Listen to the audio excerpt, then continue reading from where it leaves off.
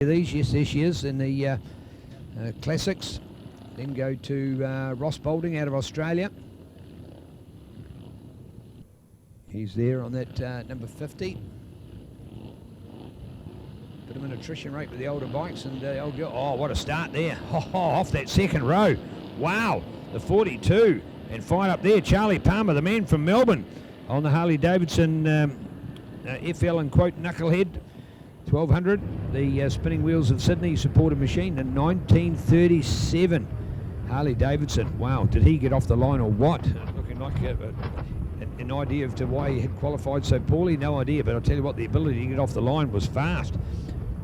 That whole starting grid format has all come about from qualifying with the average overall, or sorry, no, their best overall speed as undertaken during the qualifying session. Oh, look at this. If it's not the looks, it's the sound, folks. You've got to love it. Some of those machines, 100 years old.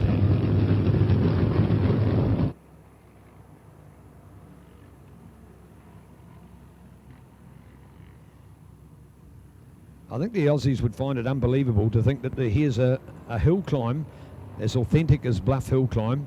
There's a racetrack, there's an Oreti beach to go and play on, and there's a street race tomorrow, and all of these events are within 20 kilometres. And in the case of all but Bluff Hill, of course, you're almost at 2 kilometres. And whereas in Australia, to try and fit all of that in, they're probably going hundreds of kilometres from one place to the next. So to have them all at their doorstep while they're here in Invercargill is certainly a blessing for them. There we go, 42 for Charlie, isn't he? He's doing very well out in front this time, so there he goes. So Charlie Palmer, Phil Price, Francie Winteringham for the third place. Well done to Francie. Francie Winteringham on the Winteringham electroplated supported Rudge Special 500. So loves it on board with the Rudge. It's a 1930s bike, so that's now 90 years old, of course. Only a mere 90 years old. Wow. So seeing some of these machines and their vintage, that's a cracker. We've got Malcolm Pearce. If Malcolm is back, he's got his Royal Enfield entered. The choice floorings by Pearce Rotorua. That too is a 1930. And then we look out to our AHRMAs, and some of these machines, of course, are 41s and 42s and 39 Indian Scout there by Clint Chegwidden. Chris Friskins on the 41 as well. So I made the statement before of around 100 years old, probably a bit more accuracy to only have been about 80 years old. Anyway, very nice machines. The Harleys and the Indians mixed up in there.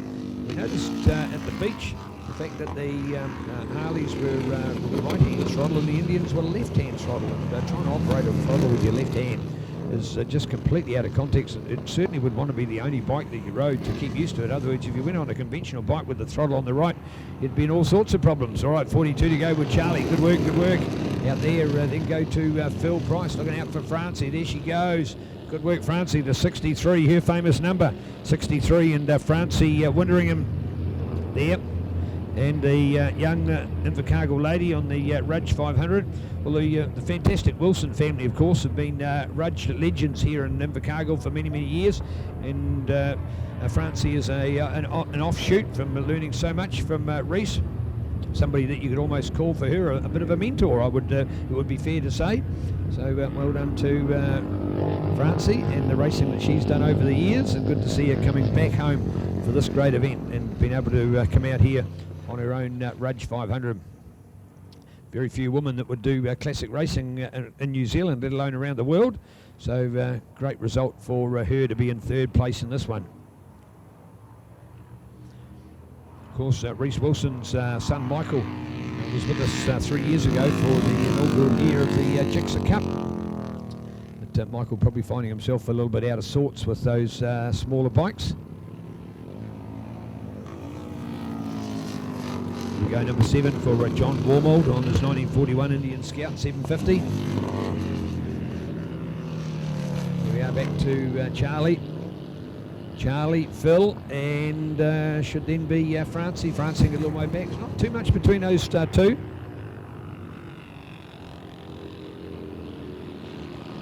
These are all Jack Daniels Classic 373s.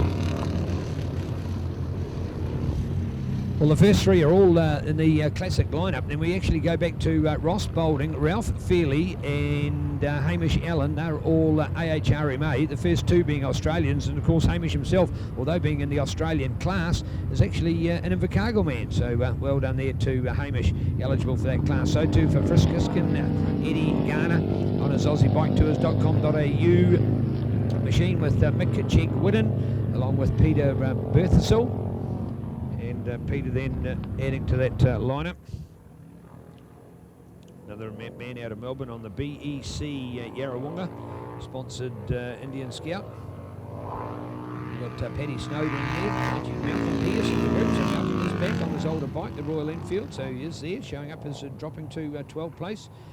Clint Cheek-Widden and Brian March not starting. Brian was in very good form at the hill climb on Thursday, so a non-starter generally means you've probably got some bike problems, so we hope they can be rectified, boys. We hope to see you back on the racetrack later this afternoon. So there we go.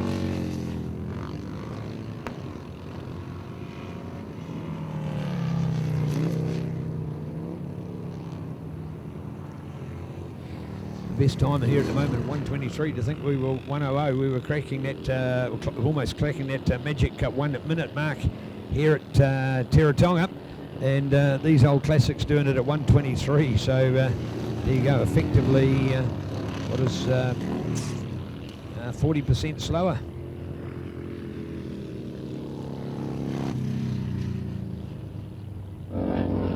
Here we go, the number 3 to go past him, Eddie Garner.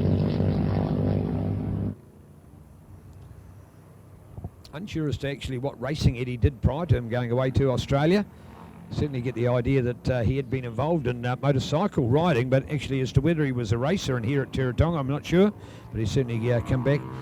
I've seen him at many of the events over the weekend, just haven't caught up with him. I had the privilege of spending some time with him 3 years ago, and wow, what an input he made into the event at that stage. So nice to see him back. Wasn't here last year, but returning for this year event. In fact, when they were here, I think 2 years ago as well, they incorporated it by doing the Indian Motorcycle Rally, which was being held in the South Island, I think sort of another week after the BurtMunro. So how good is that? They have Indian motorcycles that can go the rally. Oh, look at it, look at it, look at it. It's all on, it's all on, it's all on. It's bike fighting battles going on there. And keen to just watch out for the nudge going on. Phil Price in front of Charlie Palmer, and Phil Price to try and get the advantage to 197. He's got it at the moment. The man on the Veloset 350. So good work by Phil up against Charlie in there. He's on the big Harley 1200. How does that work? How does that work? The 350 is a faster bike than the 1200. So the technology of the beautiful Veloset, probably my favourite British mark, to be honest, and that's because in my 20s and 30s I had the privilege of knowing a good friend who was a Veloset fan, taught me a lot about Velosets, and a very enjoyable motorcycle indeed. So it's always been something that's been indoctrinated in me. And of course the other one that we'd love to see if there was any resource to make a film called The World's Fastest Velo, because that was Bert's other bike, it was often called, and he would compete particularly in New Zealand on that bike, and people would always say how good it was, and you could make another story. It wouldn't quite have the drama of the world's fastest Indian, but it was said by some to be the world's fastest velo. Didn't have any proof of that because we didn't take that to Bonneville as he did with the Big Indian, but on all the same, as a very good rider that he was, and more importantly as an engineer and a bike builder, he made a Veloset go very, very fast. And well, call it the world's fastest velo or not, or what. More importantly, he had a Veloset motorcycle. So had the best of America with the Indian, and he had the best of British with the Veloset as well. So another great motorcycle on the marks of our British motorcycle manufacturers. There you go, from Phil Price, Charlie Palmer, Francie Winteringham in the end.